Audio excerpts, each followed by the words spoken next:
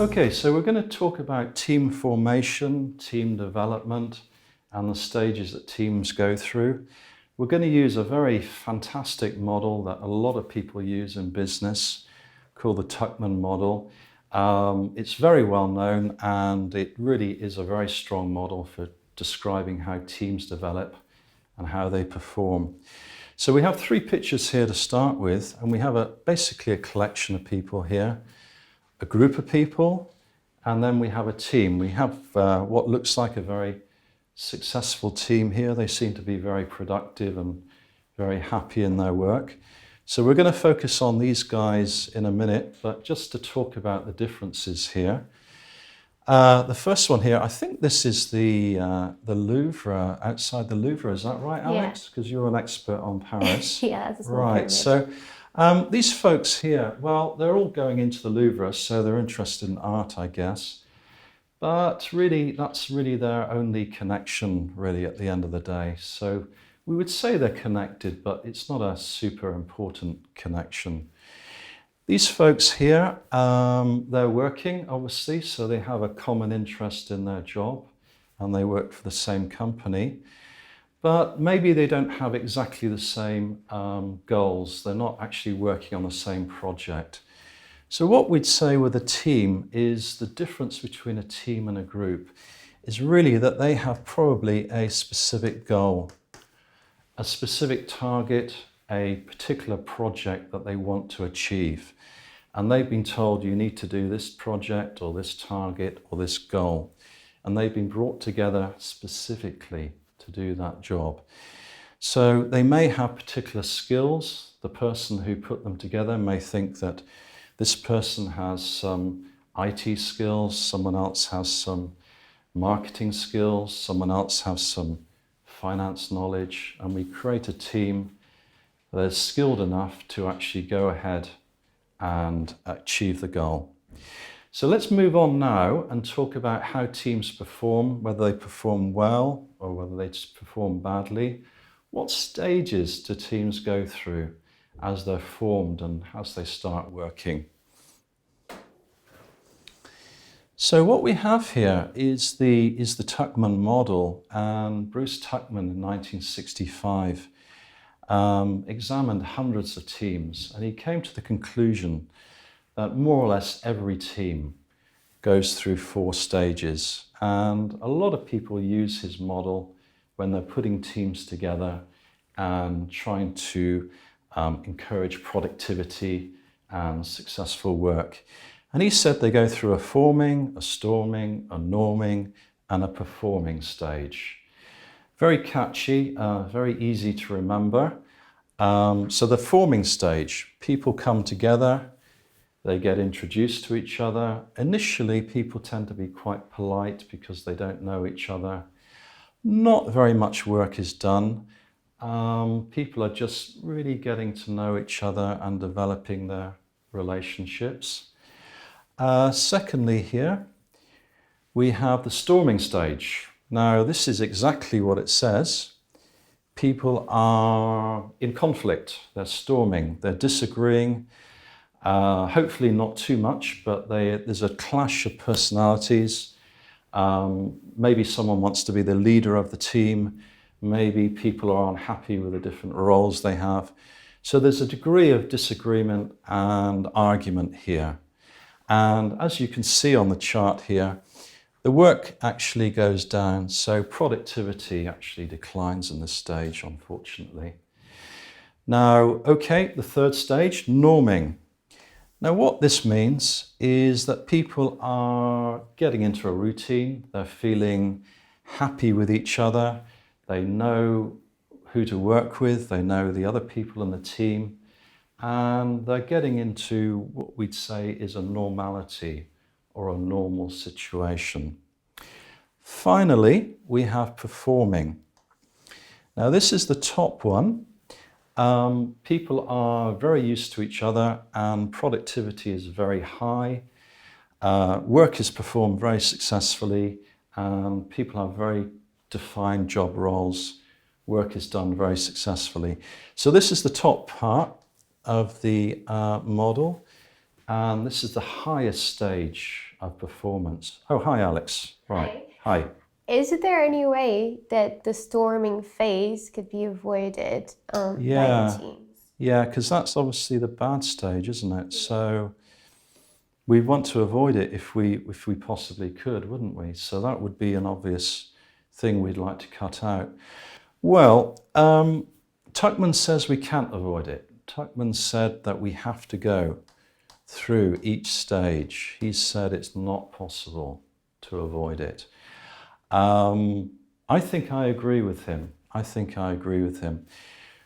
Basically, we have different personalities, don't we? And we inevitably have some type of disagreement.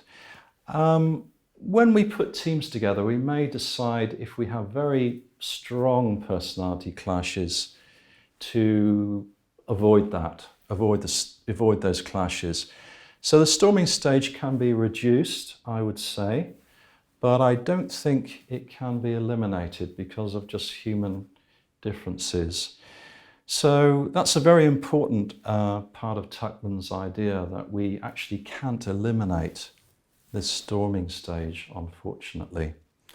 So let's have a look at a little bit more. After Tuckman decided or created this model, some more researchers, some more academics came along, and they extended his model. They said there's possibly 2 extra stages that we need to incorporate. So let's have a look at those a minute. Now, it's various people that created this, so there's no name to this particular part of the theory. But there's something called the dorming stage. And we find with a lot of teams, sometimes after a while, 6 months or a year, they tend to go to sleep, productivity declines, and there's less work done because people are in a routine where they're not really striving to achieve the team goals. And then sometimes we may have a morning stage or an adjourning stage. And this really particularly occurs where the team's going to be broken up. And when they know they're very close to the finish, productivity tends to decline again because people are basically unhappy that the team is finished because they got on very well with their colleagues. So we could say that the workload or the productivity follows a sort of an S shape, something like this. So things started off here, and then that was the forming stage, and then we have, unfortunately, the storming stage, went down. Then we have norming, roughly here. Performing is at the top, so that's the performing stage up there. And then potentially we've got 2 other stages where productivity declines, where we have these 2 stages. So let's have a look at this now. We've got an obvious question now. If teams go through this sort of problems, perhaps we shouldn't be doing team working after all. Perhaps we can avoid those problems by actually just having individual work. So let's have a look at the advantages and disadvantages of teams compared to individuals. So teams, first of all, are good for coordination. We may have different departments involved in a team. They're good for pooling knowledge if we need different skilled people with different knowledge.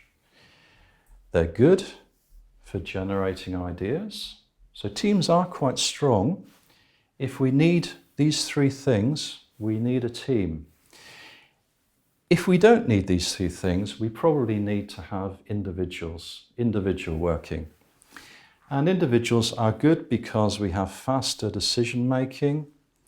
We have personal relationships. We don't have a problem with personal relationships interfering. And we don't have this situation where sometimes in teams we have group norms and people are afraid to speak out and be creative and productive because they like to be part of the team. They don't want to be ostracized or a troublemaker, for example. But if you're working on your own, you can be effectively as creative as you like. So what we'll do is have a little look at a question here. Actually, two questions, just to see if we can put our work into effect here and use this. So first question, which of the following is true regarding groups and teams? So we're talking about the differences between groups and teams. And then secondly, which is the worst level of productivity according to Tuckman's idea? We've got the 4 levels there. What I'm going to do then, I'll ask Alex to perhaps have a go at this and see if she can tackle this. Thank you, Alex.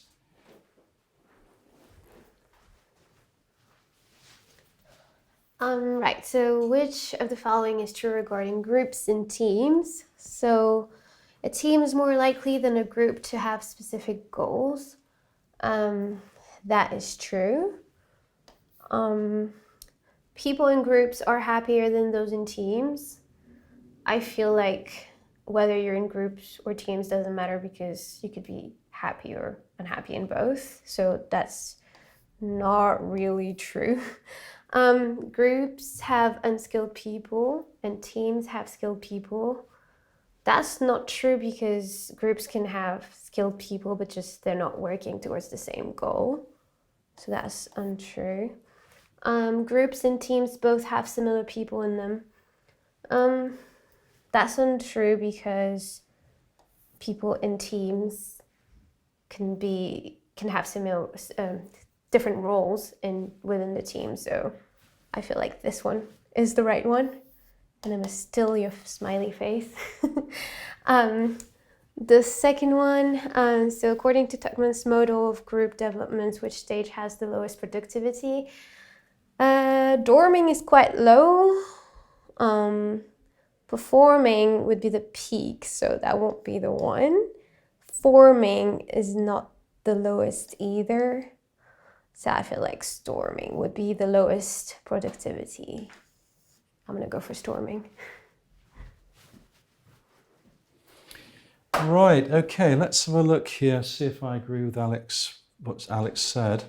Yeah, okay, so very much, this is the purpose really of a team, isn't it? That we have a particular target or a goal. Groups do work, but we'd say specific goal would be for a team. So I agree with Alex on that one.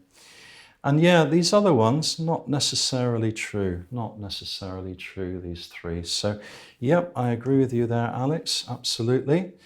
And out of these 4, Tuckman said that the storming stage was the least productive. So if you remember the chart that Tuckman did, it looks something like this, didn't it? So we started off here as the norming stage, but then it went actually down. So the storming stage was actually worse.